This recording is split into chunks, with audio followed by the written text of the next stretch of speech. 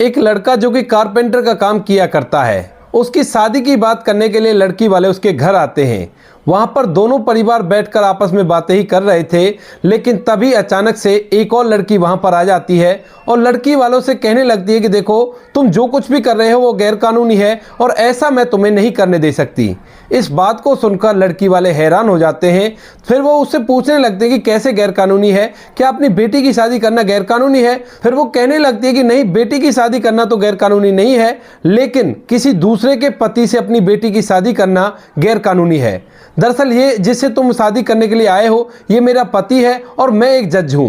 अगर तुम लोगों ने ऐसा किया तो फिर देख लेना तुम्हारे साथ क्या होगा। यह बात सुनकर जो लड़की वाले होते हैं डर के मारे वहां से भाग जाते हैं और इसके बाद कुछ ऐसा होता है जिसकी लड़के ने कल्पना भी नहीं की होगी। क्या हुआ था इस कहानी में ऐसा, जो वो लड़का दूसरी शादी कर रहा था जबकि उसकी पहली पत्नी जज बन चुकी थी। पूरी कहानी की सच्चाई जानने के लिए वीडियो को अंत तक जरूर देखें।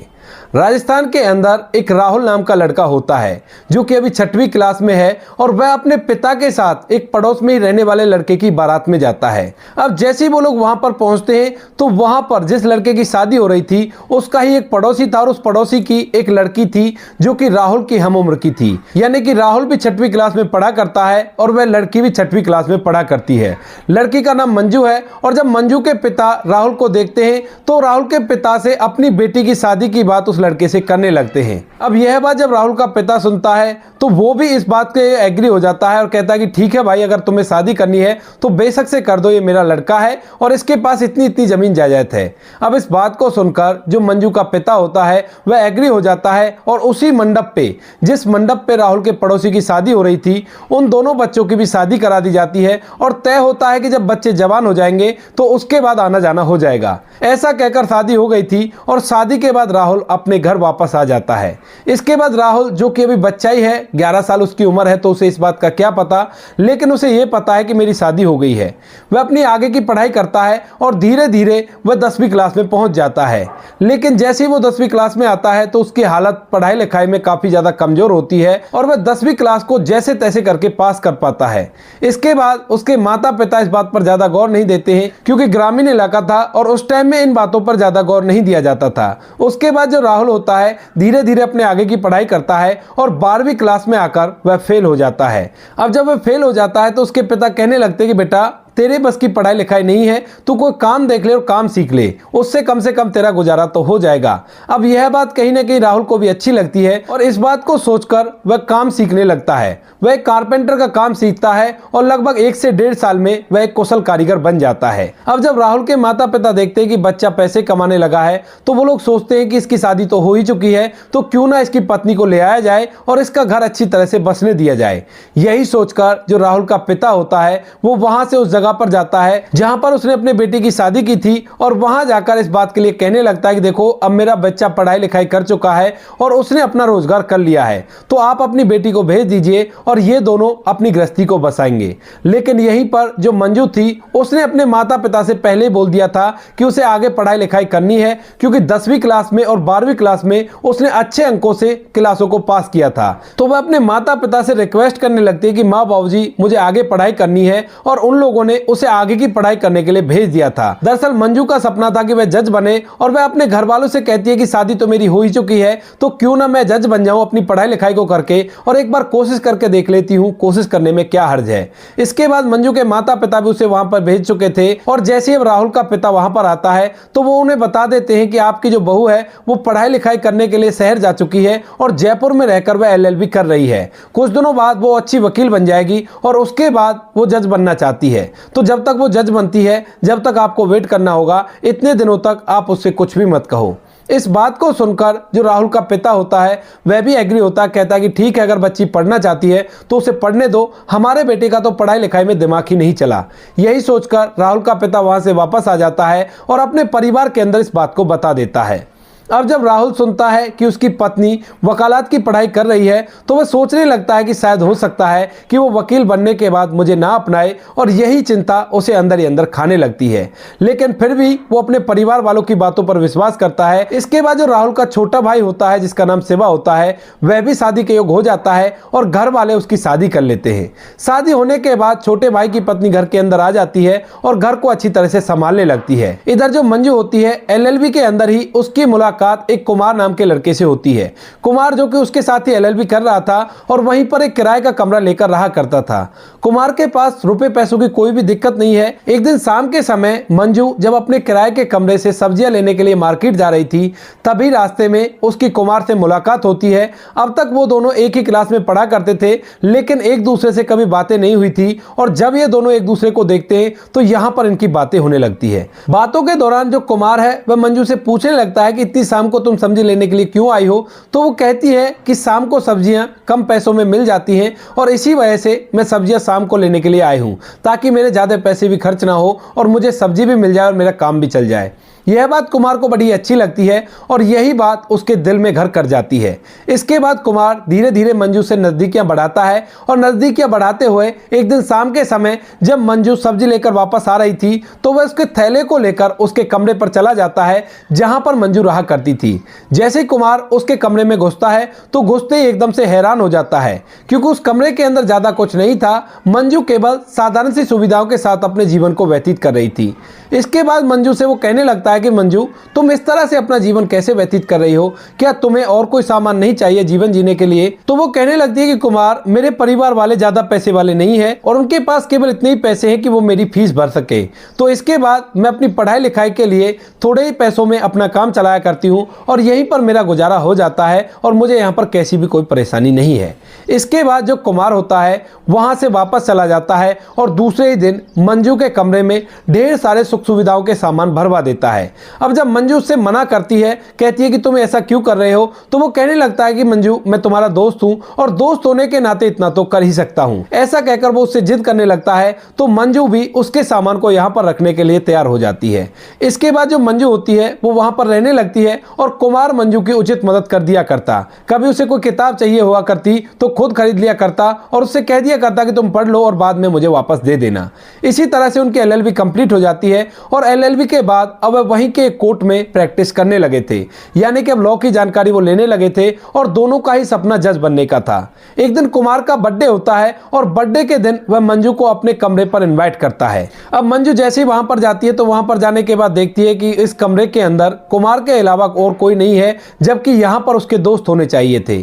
तो वह उससे कहने लगती है कि कुमार, ये तुम्हारा कैसा बर्थडे है और तुम्हारे दोस्त नहीं है? तो वो कहने लगता है कि मंजू, ये बर्थडे की पार्टी मैंने स्पेशल तुम्हारे लिए रखी है और मैं तुमसे कुछ अपने दिल की बात करना चाहता हूं। इस बात को सुनकर जो मंजू होती है वो पूरी तरह से मायूस हो जाती है और सोचने लगती है कि अब क्या कहने वाला है। इसके बाद कुमार मंजू का हाथ पकड़ता है और एकदम से मंजू से अपने प्यार का इजहार कर देता है। अब मंजू जब इस बात को सुनती है तो एकदम से अपना हाथ झटकती है और कहने लगती है कि कुमार, मैं तुम्हें एक अपना अच्छा दोस्त समझती थी, लेकिन मुझे ये नहीं पता था कि तुम मेरे बारे में ये सोचते हो। तो उसके बाद कुमार कहने लगता है कि मंजू, क्या हुआ? क्या मैं तुम्हें पसंद नहीं? तो वो कहने लगती है कि कुमार, वो बात नहीं है, दरअसल मेरी शादी पहले ही हो चुकी है और शादी जिंदगी में एक बार होती है जो मेरी हो चुकी है, तो मैं तुम्हारे साथ ऐसा काम क्यों कर सकती हूँ। इस बात को सुनकर कुमार भी समझ जाता है कि मंजू जो कह रही है वो सही है और वो फिलहाल कुछ गलत करने जा रहा था। इसके बाद वो मंजू से माफी मांगता है और कहता है कि ठीक है, अगर ऐसी बात है तो हम लोग दोस्त तो रह सकते हैं। इसके बाद मंजू भी उसकी इस बात के लिए एग्री हो जाती है और कहती है कि हाँ दोस्त हम रह सकते हैं, इसमें कोई भी दिक्कत नहीं है। अब मंजू और कुमार अपनी दोस्ती के रिश्ते को कायम रखते हैं और अपनी पढ़ाई लिखाई को आगे बढ़ाने लगते हैं। जैसे उनका एक्सपीरियंस कंप्लीट होता है तो उसके बाद कुमार और मंजू दोनों जज के लिए टेस्ट देते हैं और दोनों एक जज बन जाते हैं। अब जैसे मंजू जज बनी थी तो यह खबर उसके पिता को भी मिल जाती है और यहाँ तक कि उसकी ससुराल में भी ये बात पता चल गई थी कि उनके बेटे की बहू अब जज बन चुकी है। इसके बाद जो राहुल का पिता होता है वह अपने गांव में मिठाइयां बांटने लगता है, लेकिन तभी उनका बेटा राहुल उनके पास आता है और कहता है कि पिताजी, आप ये क्या कर रहे हो? तो वो कहता है कि बेटा हमारी बहू अब जज बन गई है और अब हमारे घर के अंदर एक पढ़ी लिखी महिला है जो कि जज का काम किया करती है। तो इसी वजह से मैं अपने गांव वालों के साथ इस खुशी को बांट रहा हूं। लेकिन तभी जो राहुल होता है वो उन्हें रोक लेता है और कहने लगता है कि पिताजी आप तो बड़े भोले हो, एक बार जाकर उनसे पूछ तो लो, कहीं ऐसा ना हो कि वो लोग अब अपनी बेटी को हमारे साथ भेजने से मना ही कर दें।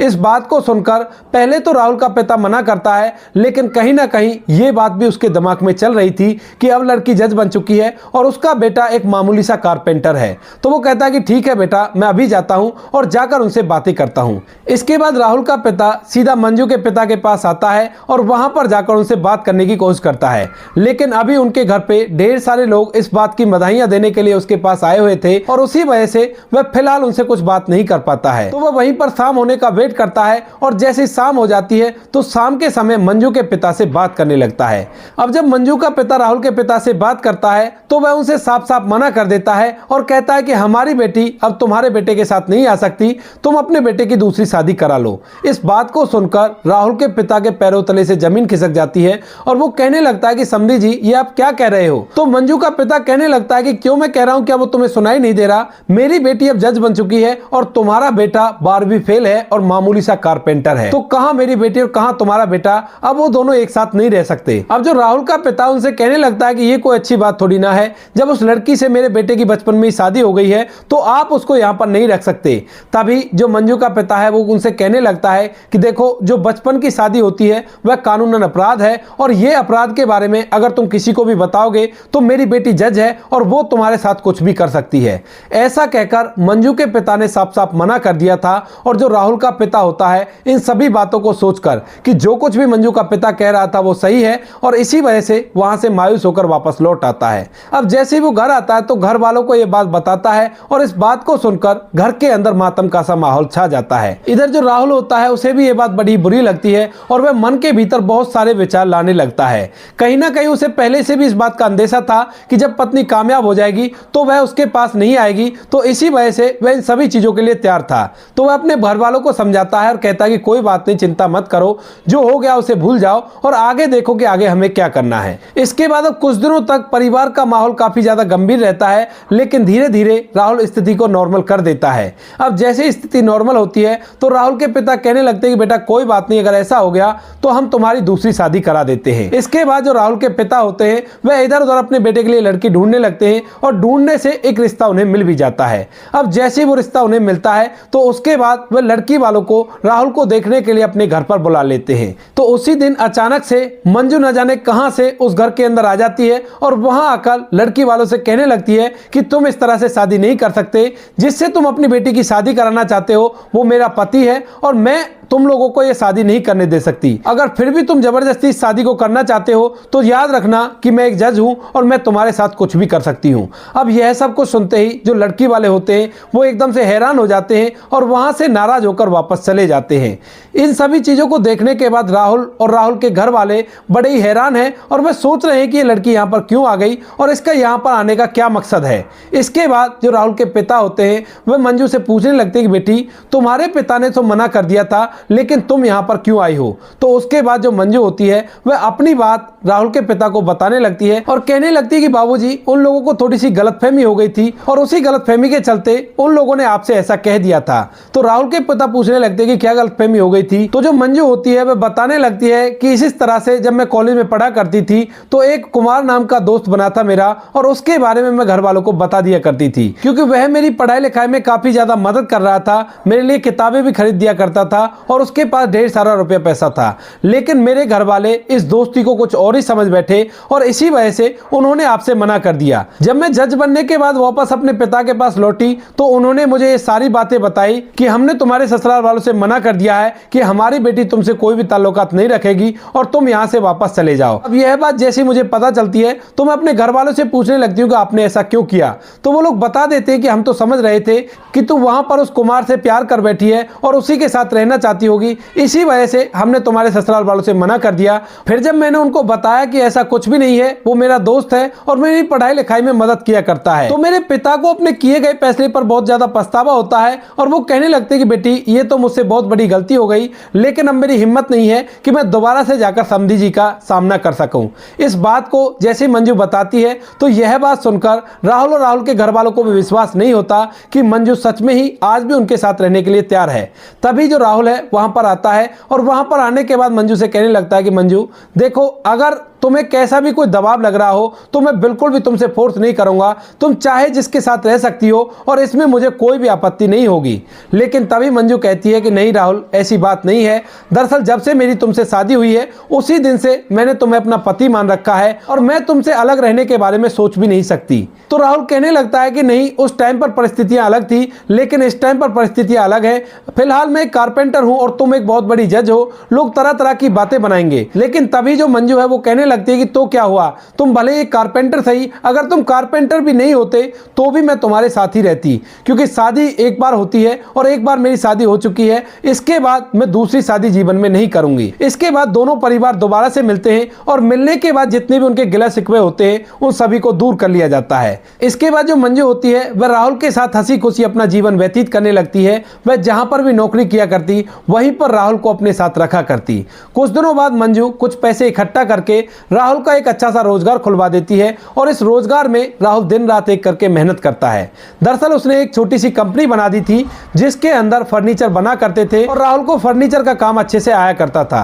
राहुल का काम अच्छे से चलने लगता है और जब उसका काम अच्छे से चलता है तो मंजू उसे कुमार से भी मिलाती है और उसके बारे में सब कुछ उसे बताती है। राहुल सभी बातों को सुनता है और कुमार का अच्छे से अभिवादन करता है। अब जब मंजू की कहानी चारों तरफ लोगों को पता चलती है तो लोग मंजू की वाहवाही करते हैं कि लड़की हो तो ऐसी हो, भले उसके पिता ने मना कर दिया लेकिन उसने अपने जीवन को बिताने के लिए सही फैसला किया।